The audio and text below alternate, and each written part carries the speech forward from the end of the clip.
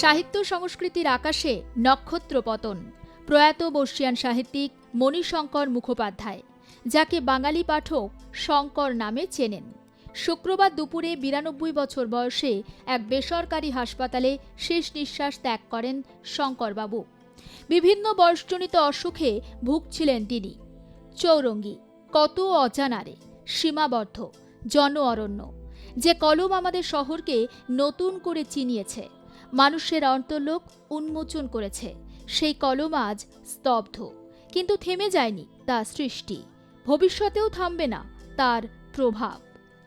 ১৯৩৩ সালে বনগাঁয় জন্ম শঙ্করের। শৈশবের কিছুটা সময় কাটে সেখানেই, পরে পরিবার চলে আসে হাওড়ায়। দ্বিতীয় বিশ্বযুদ্ধের সময় জাপানি আক্রমণের আশঙ্কায় পরিবার ফেরে বনগাঁয়ে, কিন্তু কিশোর শঙ্কর থেকে যান বাবার সঙ্গে। স্বাধীনতার বছরে নেমে আসে জীবনের প্রথম বড় আঘাত, পিতৃবিয়োগ, যা সম্বলহীন এক কিশোরের সামনে কঠিন বাস্তব হয়ে ওঠে।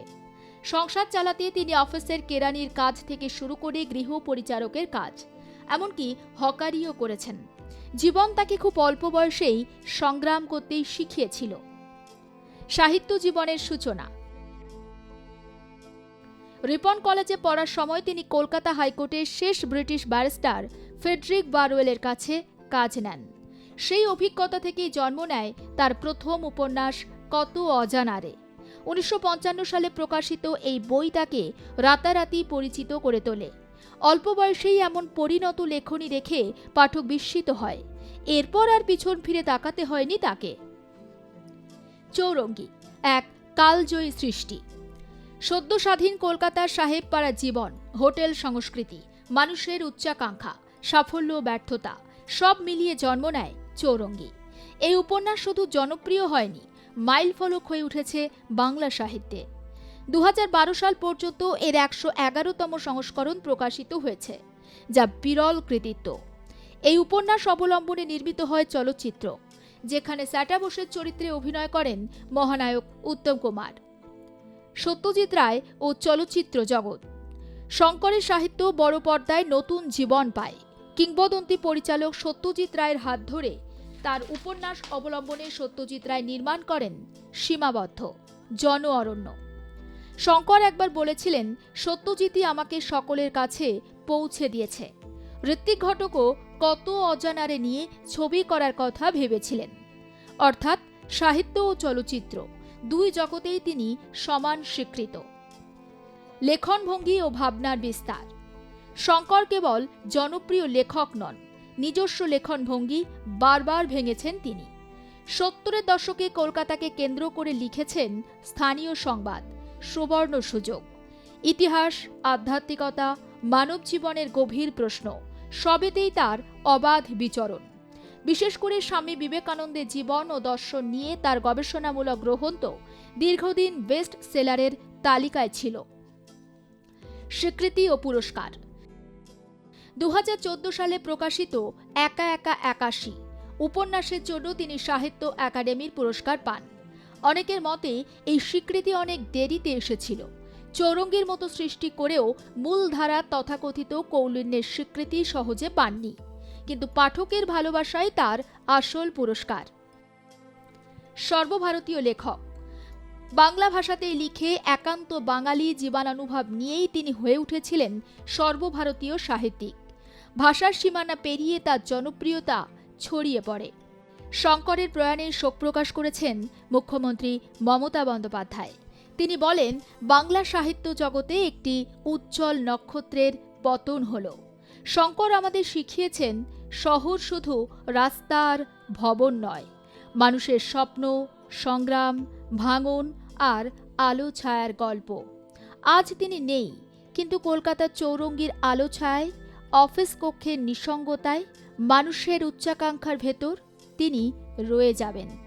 শব্দের মধ্যেই তার অমরত্ব। ব্যুরো রিপোর্ট, আর+ নিউজ।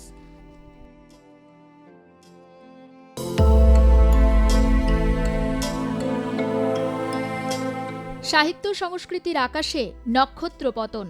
প্রয়াত বর্ষিয়ান সাহিত্যিক মণিশঙ্কর মুখোপাধ্যায়, যাকে বাঙালি পাঠক শঙ্কর নামে চেনেন, শুক্রবার দুপুরে 92 বছর বয়সে এক বেসরকারি হাসপাতালে শেষ নিঃশ্বাস ত্যাগ করেন শঙ্করবাবু।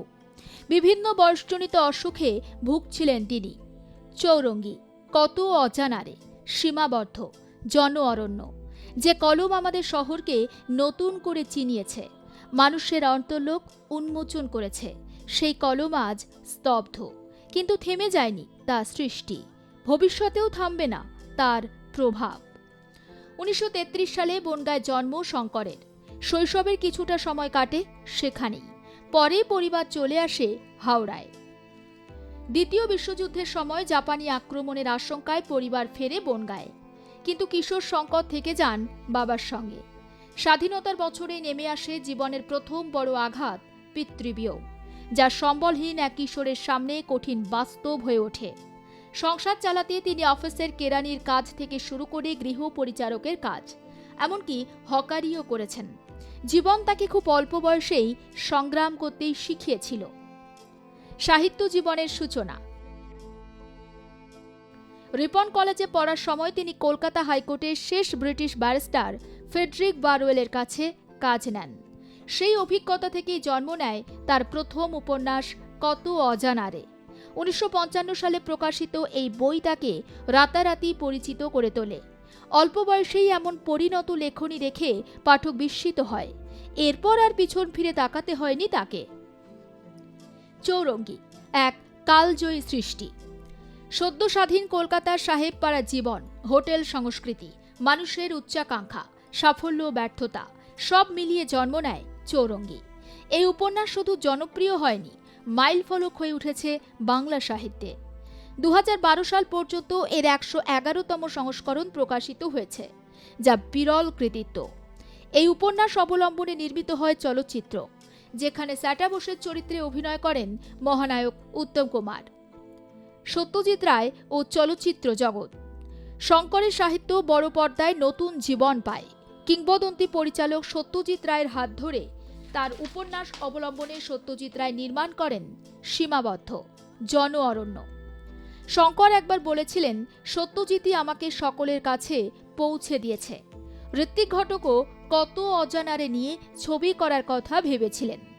অর্থাৎ সাহিত্য ও চলচ্চিত্র দুই জগতেই তিনি সমান স্বীকৃত। লেখনভঙ্গি ও ভাবনার বিস্তার। শঙ্কর কেবল জনপ্রিয় লেখক নন, নিজস্ব লেখনভঙ্গি বারবার ভেঙেছেন তিনি। 70-এর দশকে কলকাতাকে কেন্দ্র করে লিখেছেন স্থানীয় সংবাদ, সুবর্ণ সুযোগ। ইতিহাস, আধ্যাত্মিকতা, মানব জীবনের গভীর প্রশ্ন সবেতেই তার অবাধ বিচরণ। বিশেষ করে স্বামী বিবেকানন্দের জীবন ও দর্শন নিয়ে তার গবেষণামূলক গ্রন্থ দীর্ঘদিন বেস্ট সেলারের তালিকায় ছিল। স্বীকৃতি ও পুরস্কার। 2014 সালে প্রকাশিত একা একা 81 উপন্যাসের জন্য তিনি সাহিত্য একাডেমির পুরস্কার পান। অনেকের মতে এই স্বীকৃতি অনেক দেরিতে এসেছিল। চৌরঙ্গীর মতো সৃষ্টি করেও মূলধারা তথাকথিত কৌলিন্যের স্বীকৃতি সহজে পাননি, কিন্তু পাঠকের ভালোবাসাই তার আসল পুরস্কার। সর্বভারতীয় লেখক। বাংলা ভাষাতেই লিখে একান্ত বাঙালি জীবনানুভব নিয়েই তিনি হয়ে উঠেছিলেন সর্বভারতীয় সাহিত্যিক। ভাষার সীমানা পেরিয়ে তার জনপ্রিয়তা ছড়িয়ে পড়ে। শঙ্করের প্রয়াণে শোক প্রকাশ করেছেন মুখ্যমন্ত্রী মমতা বন্দ্যোপাধ্যায়। তিনি বলেন, বাংলা সাহিত্য জগতে একটি উজ্জ্বল নক্ষত্রের পতন হল। শঙ্কর আমাদের শিখিয়েছেন, শহর শুধু রাস্তার ভবন নয়, মানুষের স্বপ্ন, সংগ্রাম, ভাঙন আর আলো ছায়ার গল্প। আজ তিনি নেই, কিন্তু কলকাতার চৌরঙ্গীর আলো ছায়, অফিস কক্ষের নিঃসঙ্গতায়, মানুষের উচ্চাকাঙ্ক্ষার ভেতর তিনি রয়ে যাবেন। শব্দের মধ্যেই তার অমরত্ব। ব্যুরো রিপোর্ট, আর প্লাস নিউজ।